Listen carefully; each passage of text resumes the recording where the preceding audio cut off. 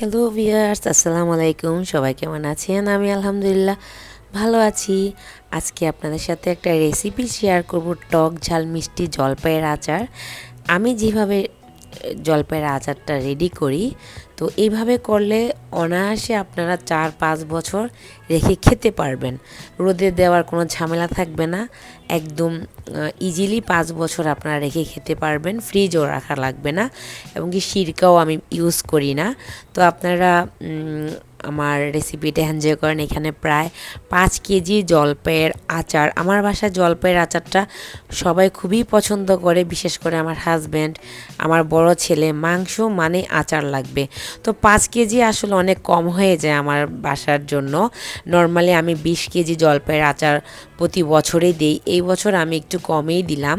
তো ফার্স্টে আমি এইখানে একটু 5 ফোড়ন তেলে সরিষার তেল দিয়ে, তারপরে তেজপাতা, মশলা যা লাগে সব কিছুই দিয়ে দিব আচারের।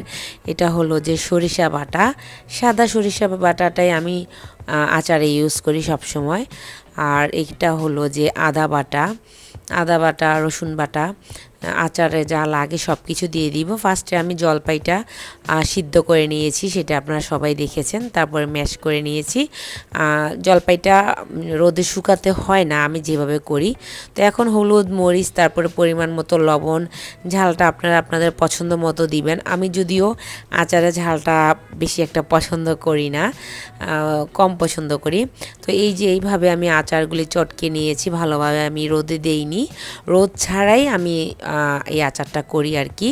তো কিভাবে 4 থেকে 5 বছর সংরক্ষণ করবেন সেটা জানতে হলে ফুল ভিডিওটা ওয়াচ করবেন। আর অবশ্যই লাইক, সাবস্ক্রাইব করে আমার চ্যানেলের পাশে থাকবেন। যারা সাবস্ক্রাইব করেছেন তাদেরকে অসংখ্য ধন্যবাদ।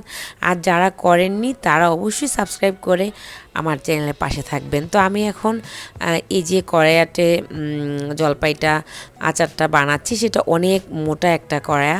তো এটার মধ্যে আমি ফার্স্টে একটু ভালোভাবে ভেজে নিব। এখানে পানি ইউজ করার কোনো প্রয়োজন নেই। তো আপনারা আমার রেসিপিটা এনজয় করুন। এখানে সব মশলা দিয়ে দেওয়া হয়ে গেছে, এখানে আর বলার কিছু নেই, আপনারা আন্দাজে বুঝে নেবেন। আমি এখন আপনাদের সাথে একটা কথা শেয়ার করি, সেটা হলো যে আমি একটা ভিডিও আপলোড করেছিলাম বাসা ভাড়া সংক্রান্ত ব্যাপারে। তো পার্সোনালি আমাকে যারা চিনে জানে আমাকে জিজ্ঞেস করতেছে যে কি হয়েছে বা কী আসে বিষয়। অ্যাকচুয়ালি বিষয়টা হলো যে আপনি বাড়িওয়ালা বা আমি বাড়িওয়ালা, আমি প্রয়োজনের তাগিদে যোগের সাথে তাল মিলিয়ে বাসা ভাড়া আমি বাড়াতেই পারি। এটা একদম নর্মাল ন্যাচারাল একটা বিষয়। বাট আমি যে বাসা ভাড়াটা বাড়াবো সেটার জন্য তো অবশ্যই একটা টাইম আমার ভাড়াটিয়াকে দিতে হবে। এখন আপনি যদি আমাকে না বলে বা আমি যদি আমার ভাড়াটিয়াকে না বলে হঠাৎ করে বাসা ভাড়া দিতে গেলে যদি বলি যে এই মাস থেকে বাসা ভাড়া বাড়ালাম, সেটা কি কোনো পর্যায়ে পড়ে? আমার জাস্ট এই জিনিসটাই জানতে চাচ্ছি। হ্যাঁ, আপনাদের যদি কারোর জানা থাকে সিস্টেমটা কি বাসা ভাড়া বাড়ানোর, প্লিজ আমাকে আপনারা কমেন্টস করে জানাবেন। আপনাদের কাছে আমার রিকোয়েস্ট। অনেকে আমাকে নক করতেছে কি হয়েছে। আসলে আমার মানে বিষয়টা হলো যে কি, আপনি বাসা ভাড়া বাড়াবেন, আপনার বাসা আপনি অনেক কষ্ট করে করেছেন, হয়তোবা কেউ বিজনেস করে, হয়তোবা কেউ চাকরির রিটায়ারমেন্টের টাকা দিয়ে করে, ফরএভার করতেই পারেন আপনার যেভাবে কষ্ট করেই সবাই বাড়ি করে আর্ন করার জন্য, তাই না? তো সেটা তো অবশ্যই আপনার বাসা ভাড়া বাড়ানোর রাইট আছে, কিন্তু সেটার তো একটা প্রসেস আছে। প্রসেসটা কী সেইটাই আমি জাস্ট আপনাদের কাছে জানতে চাচ্ছি। তো এই তো আপনারা দেখলেন আমার জলপাইয়ের আচারটা আমি ট্রান্সফার করে নিয়েছি। এটার মধ্যে যতক্ষণ না পর্যন্ত তেল উঠে আসবে আমি একদম ভাজা করে ফেলবো। এটার 4-5 বছর সংরক্ষণ করার টিপস এইটাই, যে জলপাইটা একদম আচারটা আর কি জলপাইয়ের ভাজা করে ফেলবেন। হ্যাঁ, তো আমি এখানে এই যে 5 ফোড়নের গুঁড়া, যেটা জলপাইয়ের আচারে ইউজ করে, সেটা আমি তেলে শুকনা মরিচ, তারপরে জিরা, ধনিয়া একসাথে বেটে নিয়েছি। এই পর্যায়ে এসে আমি এখন কিছু দিব, পরে আবার আমি যখন বয়মে রাখবো তখন আমি দেবো আর কি। তো এই আচারটা আমার বাসায় বেশিরভাগ ভুনা খিচুড়ি, তারপরে বিরিয়ানি, বিফের সাথে মানে সব কিছুর সাথে আমার বাসায় আচার খুব পছন্দ করে সবাই। তো এটা আসলে একটু সময় সাপেক্ষে আচারটা করতে হয়, কারণ হুটহাট করে হয় না, আমার অনেক সময় লাগে। যেহেতু আমি এটা ফ্রিজে রাখবো না, আচারটা টেবিলে রেখে খাবো, রোদ দেব না, তো সেই পারপাসে আপনাকে অবশ্যই একদম অনেকক্ষণ চুলায় রেখে চুলার আঁচ কমিয়ে রেখে ভাজা ভাজা ভাজা ভাজা করতে হবে, যাতে করে আচারটা নষ্ট না হয়। এটাই একটা টিপস। তো ওইখান থেকে আমি কিছু আচার আবার এটাতে নিয়ে নিয়েছি, কারণ অনেক হয়ে জলপাইয়ের আচার তো ওইটাতে আমার নাড়তে কষ্ট হচ্ছিল, তারপরে আমি এখানে আলাদা করে আবার একটু নিয়ে নিয়েছি। তো এই তো আমার বিষয়টা আমি আপনাদের সাথে ক্লিয়ার করলাম। অ্যাকচুয়ালি বাসা ভাড়া বাড়ানো সংক্রান্ত বিষয়গুলা কি, আপনারা যারা বাড়ির মালিক আছেন, যার যদি কেউ এরকম থেকে থাকেন, আমার ভিডিও দেখেন, আমার ব্লগ দেখেন, তাহলে অবশ্যই আমাকে বিষয়টা জানাবেন যে বাসা ভাড়া বাড়ানোর সিস্টেমটা কি। হ্যাঁ, আমি বললাম না যে আমার একটা ভাড়াটিয়া 4 বছর থেকে গেছে, আরেকটা ভাড়াটিয়া আসছে, সেটাও 4 বছর রানিং চলতেছে।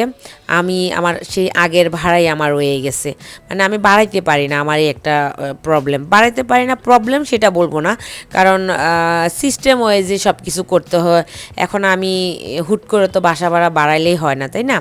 তো যাই হোক, এই হলো বিষয়। আর এখন এই যে আচারটা একদম কমপ্লিটলি আমি ঠান্ডা করে ফেলছি, তারপরে আমি এখন যেহেতু বক্সে রাখবো, সেই জন্য আমি আবার একটু মশলা দিয়ে দিলাম, আচারের মশলা দিয়ে ভালো করে আমি নেড়ে চেড়ে ভালো করে মিক্সড করে নিব।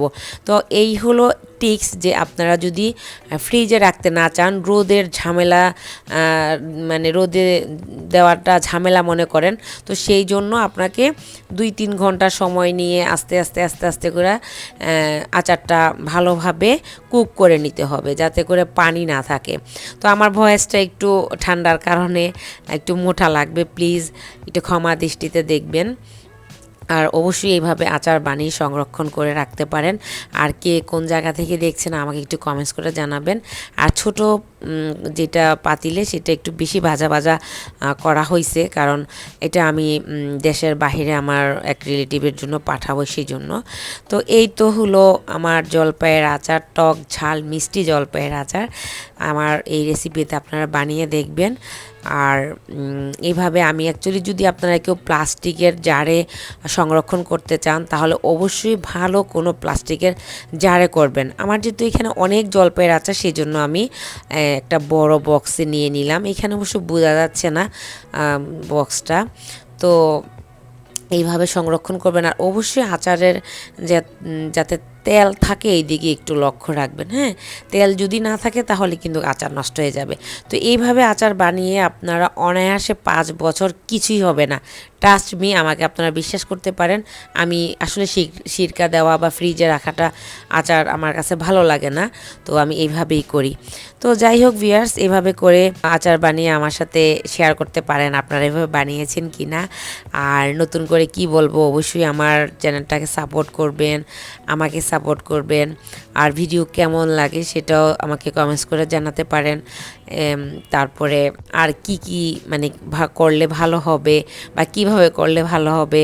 আসলে আমি অনেক দিন পর পর ভিডিও শেয়ার করি, চেষ্টা করি রেগুলার অ্যাক্টিভ থাকার জন্য, হয়ে ওঠে না। তো এই যে আমার ফাইনাল লুকটা আপনারা দেখতেই পাচ্ছেন, যে উপরে তেল ভেসে আছে, এরকম তেল অবশ্যই থাকতে হবে, না হলে কিন্তু আচার নষ্ট হয়ে যাবে। তো সবাই ভালো থাকবেন, সুস্থ থাকবেন, আমার জন্য দোয়া করবেন।